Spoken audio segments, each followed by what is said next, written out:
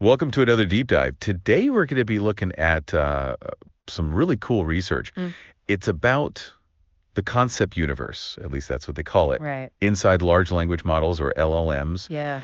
And we're going to be using a tool Okay. called Sparse autoencoders. Interesting. And we're going to be using these to kind of like reveal the hidden structure within LLMs Okay. at 3 different scales: atomic, brain, and even galaxy. Wow. So it's a little bit like we're using X-rays to kind of see the skeleton of AI's thoughts. So these sparse autoencoders, these SAEs, Yeah. act like kind of an AI archaeologist, Okay. carefully going through all the layers, the complex layers Uh, of an LLM's activations Wow. to identify specific features. okay. These features are basically vectors in a high-dimensional space.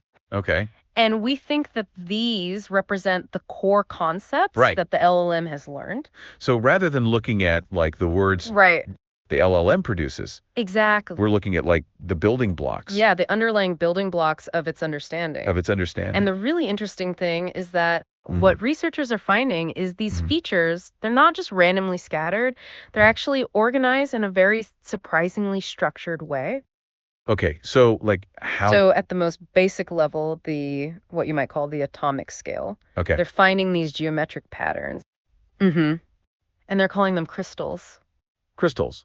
Yeah. Okay, so are we talking like literal crystals? No, not literally. Okay. These crystals are abstract shapes, Uh-huh. parallelograms, trapezoids, Okay. formed by feature vectors representing different concepts. Okay. For example, Mhm. if you plot the vectors for man and woman, Okay. and then king and queen, Right. often these 4 points form a parallelogram in the SAE feature space. So the relationship between man and woman Exactly. is kind of similar to king and queen geometrically. Exactly. It captures that relationship. So it's like the LLM is somehow Yeah. understanding the concept of like gender It seems that way. across these different contexts. Yeah, and it's not just limited to gender. Okay. Researchers have found other examples of these relationships, like countries to capitals, Okay. verbs to their past tense forms, Okay. all sorts of things. So it's not just memorizing words. It's Right. like, It's learning these relationships yeah, it's learning relationships between concepts. and transformations between concepts. Yeah. That's the key. Wow, that's really impressive. But there is a bit of a challenge. Okay. The research mentions these distractor features. Okay. So imagine you're on an archaeological dig and you're trying to uncover a beautiful mosaic, Yeah. but it's covered with dirt and debris. And Right. these distractor features are kind of like that. They're irrelevant dimensions in the feature space that obscures the true relationships. So how do you clear away the dirt?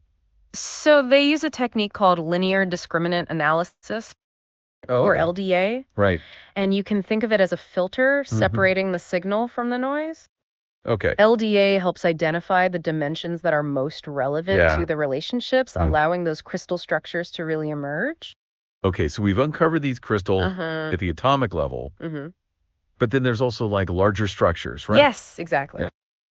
They talk about brain lobes. That's right. It sounds like we're actually mapping out a brain. That's a good analogy. It's just like a biological brain. Yeah. It has specialized regions for processing different types of information. Right. Researchers are finding evidence of functional lobes within the SAE feature space. So instead of lobes made of neurons, Exactly. it's lobes made of concepts. Precisely. And how do they identify these lobes? So they look at how often features fire together when the LLM processes text. So features that consistently co-occur, for example, those related to physics and engineering, when it's processing a passage about rocket science, those would be considered functionally connected. And they form a lobe. So it's like a rocket science lobe. Yeah, you could think it that way. That would light up when the LLM Exactly. processing that kind of information. Exactly. And what's really remarkable is that these lobes, they cluster together spatially. Yeah.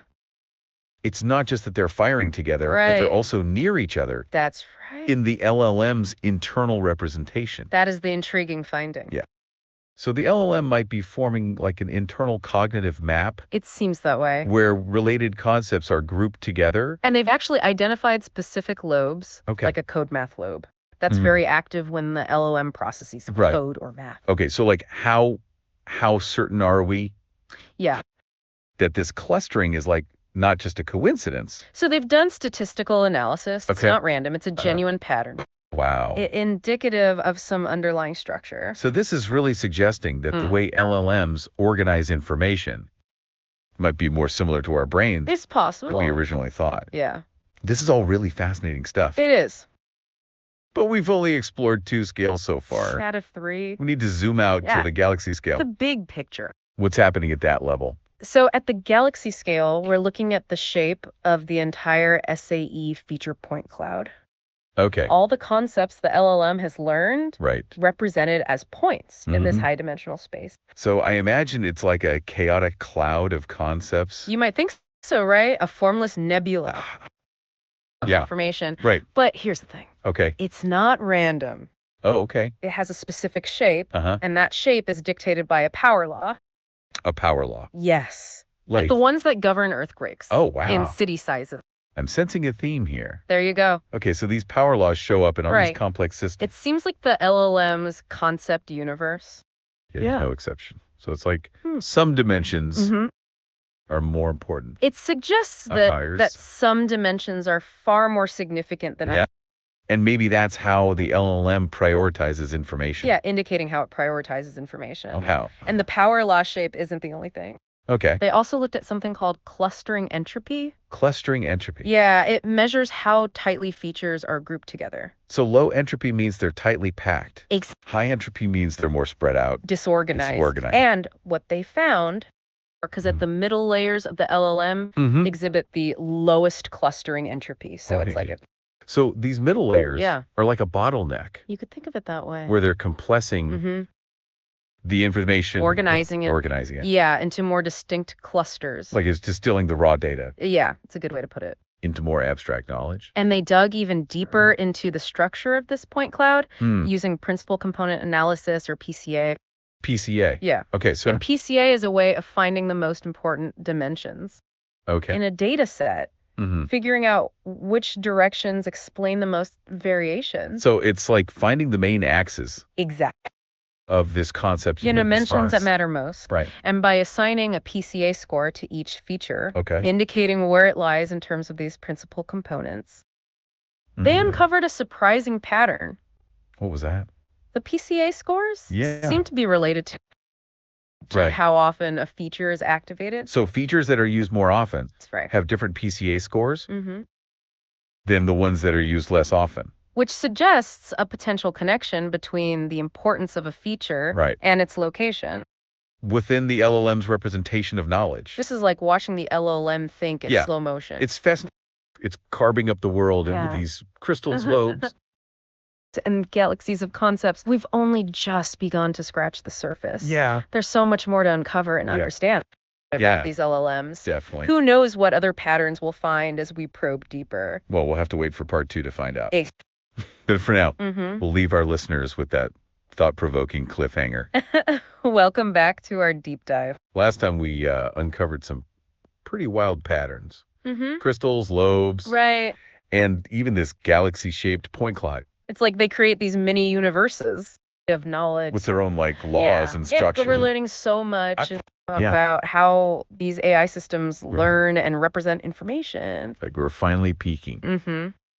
Behind the curtain of this black box, seeing the machinery driving these impressive feats. It gives us a new lens to view the LLM's inner workings. Instead of just being like, wow, that's cool. Right. We can start to understand the how behind the what. Precisely. And what's fascinating is that they're so organized and structured, these patterns challenge those earlier assumptions. I mean, like a superposition hypothesis. Yes, exactly. That idea that concepts are just blended together in this high-dimensional soup. It suggested that each concept is just a point in this vast space, and meaning arises from how those points are arranged. But now, with these crystal structures, it seems like it's more nuanced. These geometric patterns show us that the relationships between concepts are encoded. Oh, hey, our listener wants to join in. What's up? Hey there. And they gave some creative conclusion based on the study. Hey, that's a great idea. Yeah, I like that. So instead of just summarizing, we can brainstorm. Right. Let's think of what this all could mean. Okay, so based on this study, it's clear. It is clear. that the LLMs aren't just like giant calculators. Right. They're developing these intricate internal maps Of their knowledge. Yeah, these organized conceptual spaces. And they're doing it in ways that are surprisingly similar to our own minds. So if we get really creative, we could imagine a future where AI starts to collaborate with us. I see where you're going with this. Not just as a tool, but as a kind of cognitive partner. It could be like having a super smart coworker. Yeah, that could help us solve really complex problems. Absolutely, helping us brainstorm and create in new ways. Okay, and here's something else really creative. Go on. What if we could take what we've learned from these LLMs and then apply it to other areas? Like what? Well, maybe we could use these same principles. Okay. To build smarter cities. Oh, I read. Or create these new educational experiences. Yeah, these organized systems of knowledge. Or even help us find solutions. To really wicked problems. To climate change. Absolutely. So it's like this AI research is really a stepping stone. Yeah, stepping stone. To a better world. It's interesting.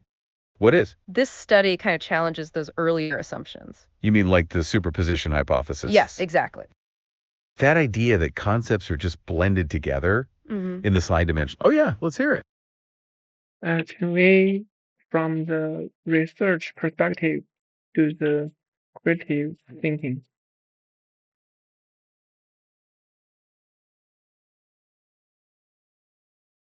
Okay, I really like that idea. Yeah, that's a fantastic idea. Let's do it. So we've gone deep into the science of this research. Yeah, we've definitely gotten into the weeds, right? And we've seen the structures these LLMs form. We have like those crystals, lobes, and galaxies. Exactly. Now let's try to think about what that could mean for us. Yeah, what's the potential impact here? This research shows that these models are really not just black boxes. No, they're developing these very intricate internal structures. So it's not just about the location of individual concepts? Right, it's also the relationships between them. And the geometric transformations that connect them. Exactly. It's all about how concepts relate to each other. And that's what allows the LLM to generalize its knowledge. Which could completely change how we understand their outputs. Yes, we could decode the reasoning behind the text. And that would help us understand how it reaches conclusions. And that would be a huge breakthrough for AI interpretability. Exactly. And it could help us evaluate for potential bias. And that leads us to another crucial creative implication. Okay, I'm listening. We can use this knowledge to improve AI systems. Okay, like creating better training methods. And design better architectures for more reliable models. Yeah, it's about steering their learning in a better way. Towards more meaningful and generalizable concepts. Okay, so that's the direct impact, but what else could we think about? Well, let's also think about those brain lobes we talked about. Okay, so if we're thinking creatively, what then? This functional modularity suggests that LLMs break down knowledge. Yeah, they're not just one monolithic thing. It's like specialized regions that could be combined. Like different departments in an organization, right? Right, and this could shape the future of customized AI systems. So we could move past general purpose LLMs.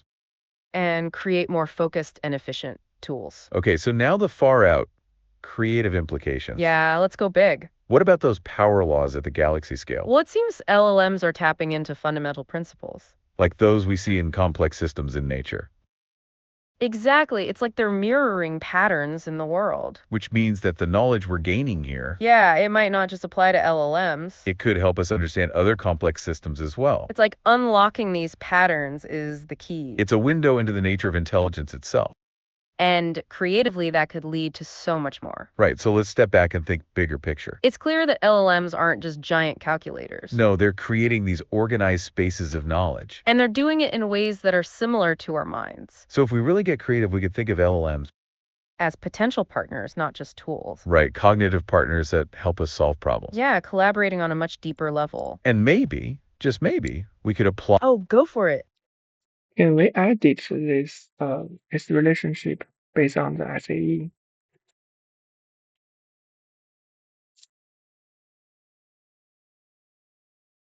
Okay, that's great to hear. You're already applying this. Yeah, that's fantastic. What did you do exactly? We've been talking about how LLMs organize information. And about the geometric relationships in concept space. It's really cool. You're already experimenting with those ideas. I'm curious to know, what perspective you took. Maybe you were thinking about the crystal structure. Or maybe the brain lobes, or even the galaxy scale. Or maybe even something else entirely. Whatever it is, that's very exciting. So we were just talking about the creative implications of the research. And how this research really challenges older... Oh, yeah, I mean, can we manipulated the hidden space to manipulate the source of the LLM.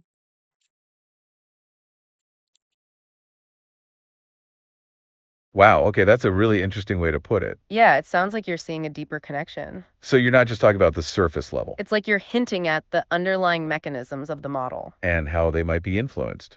Which is totally in line with what we've been talking about. We've seen how these concepts are organized in different layers. And how they can be manipulated with linear algebra. So when you say manipulate the source, that really makes sense. It sounds like you're viewing these structures not just as a map, but as a space of potential intervention. And that opens a whole new set of questions, for sure. And now, thinking about it, that relates to the superposition hypothesis. Yes, it's a reminder of how things aren't blended into one. But instead, structured relationships that are directly encoded. And that means that we can see how those LLMs generalize. So now we have a better understanding of their outputs. And that also means we can evaluate any biases. And potentially improve AI systems by guiding their learning. And this connects to those brain lobes we were discussing. How those modules could be combined in new ways. And this idea of functional modularity. Which allows for really flexible AI. And of course, we can consider the power laws at the galaxy scale. So what do these power laws imply? That LLMs use the fundamental principles from all complex systems. Which means we could use those in our own complex systems. To connect all the dots and understand intelligence itself. So we've covered so much ground in this conversation. From tiny crystals all the way to these massive galaxies of concepts.